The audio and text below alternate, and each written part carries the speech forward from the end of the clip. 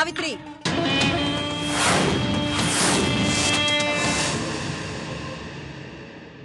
ఈ డ్రెస్ ఏంటి?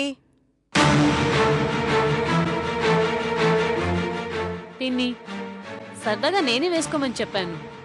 వేసుకోమంటే వేసేసుకోవడమేనా? పని వాళ్ళు ఎలా ఉండాలో నీకు తెలీదా? సావిత్రి తప్పేం లేదు పిన్ని. తన వేసుకోనంటే నేనే బలవంతంగా వేయించాను. పని మనిషిలా వచ్చి ఇంటి మనిషిలా బిల్డప్ ఇద్దామనుకుంటున్నావేమో. నా దగ్గర పిచ్చి పిచ్చి వేషాలేకు. ఇంకొకసారి ప్యాంట్ షర్ట్లో కనపడ్డావంటే జాగ్రత్త. సెలవు అనేది అందరికీ ఉంటుంది.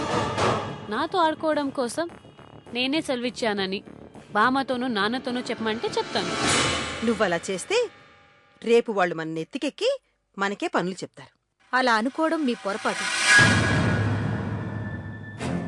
పనివాళ్లతో చనువుగా ఉన్నంత మాత్రాన వాళ్ళ కొమ్ములొస్తాయనుకోవడం పొరపాటు అహల్య గారు. నువ్వెవరు చెప్పడానికి? నిజాలు చెప్పడానికి రిలేషన్లు, పోర్ట్ఫోలియోలు ఉండక్కర్లేదు. ఎవరైనా చెప్పొచ్చు. చదువుకున్నారు. మీకా మాత్రం తెలీదా?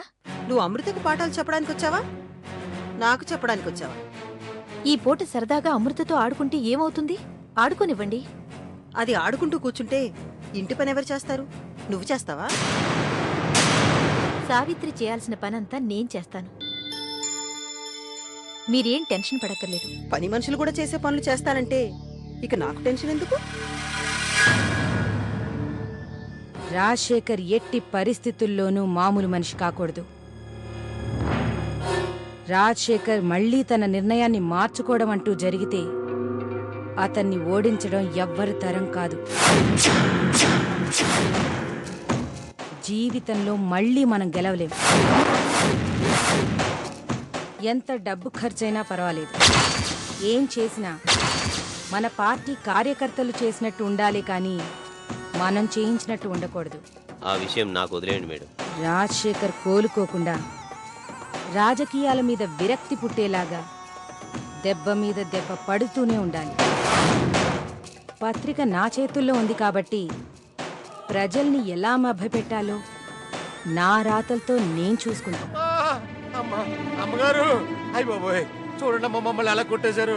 అమ్మా, ఏమిటి? ఏం జరిగింది? ఆ దెబ్బలేమిటి? బయట గొడవలు ఏమైనా జరుగుతున్నాయా? హిందూ మంది పార్టీ వాళ్ళు మమ్మల్ని చెత్త కొట్టేశారు.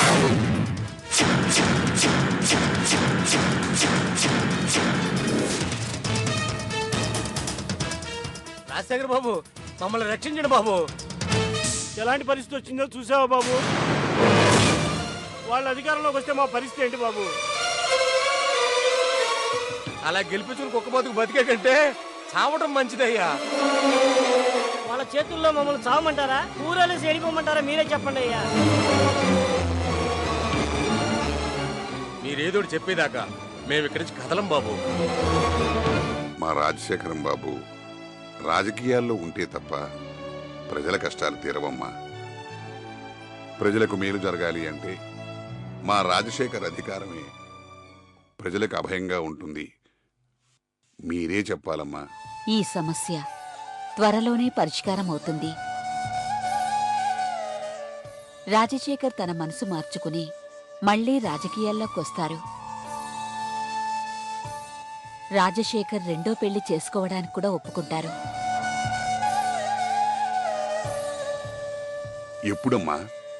అది కూడా త్వరలోనే జరుగుతుంది.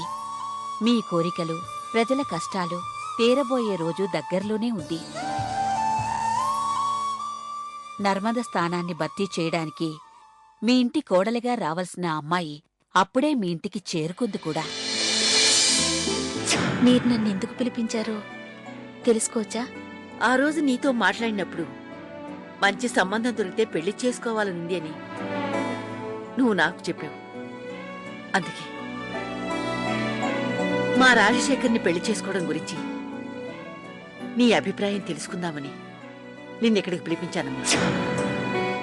మహాలక్ష్మిలా ఉన్న నీలాంటి ఆడది మా రాజశేఖర్కి భార్యగా వస్తే వాడికి, ఈ ఇంటికి, ఈ ఊరికి, అందరికీ మళ్ళీ మంచి రోజులు వచ్చినట్టే.